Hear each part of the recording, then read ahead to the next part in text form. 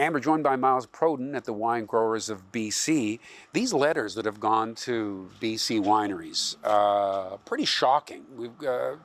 How would you summarize what the letter's saying? I think shocking is the right term for it. Sort of seems to be a bit of a piling on for the industry here in British Columbia. We've just come off another year of extreme freeze event. That looks as though it's going to be as catastrophic as the previous one we had last year.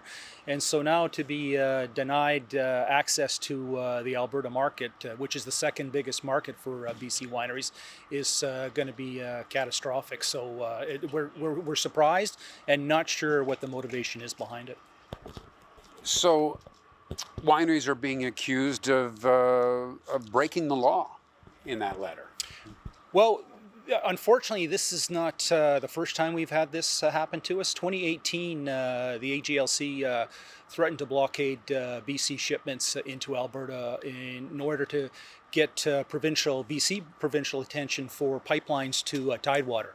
So we were caught up in a political debate, politics, and had nothing to do with our industry, and we were just sort of used for that. And we were able to, cooler heads prevailed. I note that pipelines were eventually put through the province, so and wine continued to flow to Alberta. So what's happening to date, we're not sure, because it really isn't about law. We're not aware of any law in Alberta that prevents a BC winery from shipping to a consumer. There are laws in Alberta that prevent a consumer from receiving. So we suspect that maybe the AGLC, instead of going after Albertans in their own province, are coming after people here, wineries here in BC. So already your organization has replied to this. Summarize what your argument is in reply. Well, again, we've taken a look at it. We can't see where there's any actual regulation or rule that BC manufacturer has broken in shipping directly to a consumer.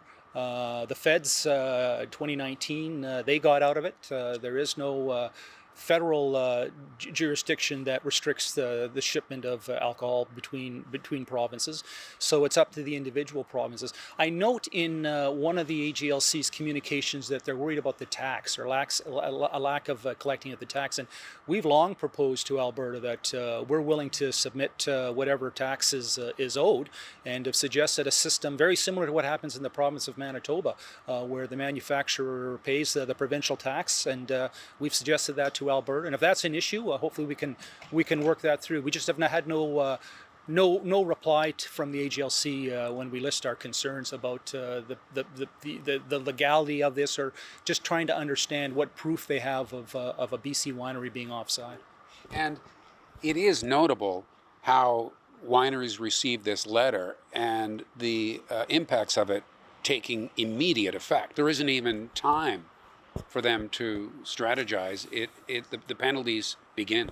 Yeah, we've heard there's trucks being turned back today. So the letter went out last Monday, was received last Monday, and here we are just over a week later, and they're already turning trucks back. So the impact has been immediate. There's no recourse. There's no chance to question whatever proof it is they claim they have. It just sort of seems to be very punitive against our industry. And again, I can't imagine it really relates fully to our industry. There has to be other political motivation. We've talked to the government here in BC and asked them for their help in understanding what's motivating the government of Alberta, and hopefully we'll get an answer back on that sooner rather than later. Do you have any sense if wineries are left with that binary choice, or are we going to give up our direct-to-consumer sales to Alberta, or are we going to give up entry into that province through their liquor commission, which they'll give up? What are they going to keep, and what are they going to let go? Yeah, it's an individual winery decision, but I think they'll take a good hard look at it. And in the end, getting a listing or getting your wine with the AGLC doesn't mean it's sold. It has to get on. That allows it to get on the shelf, and then a consumer has to buy it there. So it's probably easier for a winery and more economic for them to maintain that relationship with their wine club member. Right. And especially given, you mentioned all of the weather difficulties and the fact that the crops are going to be thin at best. that there may not be so much wine that they have to export to Alberta anyway. Well, sadly, that's the reality too that we're facing. So that'll enter into the calculus of a winery when they decide what to do, and that's an unfortunate part of the calculation, but it's going to be real. There's not going to be as much wine available as there traditionally has been in the past. Boy, tough times. It is, but we're resilient. We're farmers, right? Mother Nature deals it, and we're not going away. We produce and make a fabulous product. People love it, and we'll keep at it. Thanks for talking to us about it, Miles As always, Croton. thank you. And thank you for watching Kelowna Now.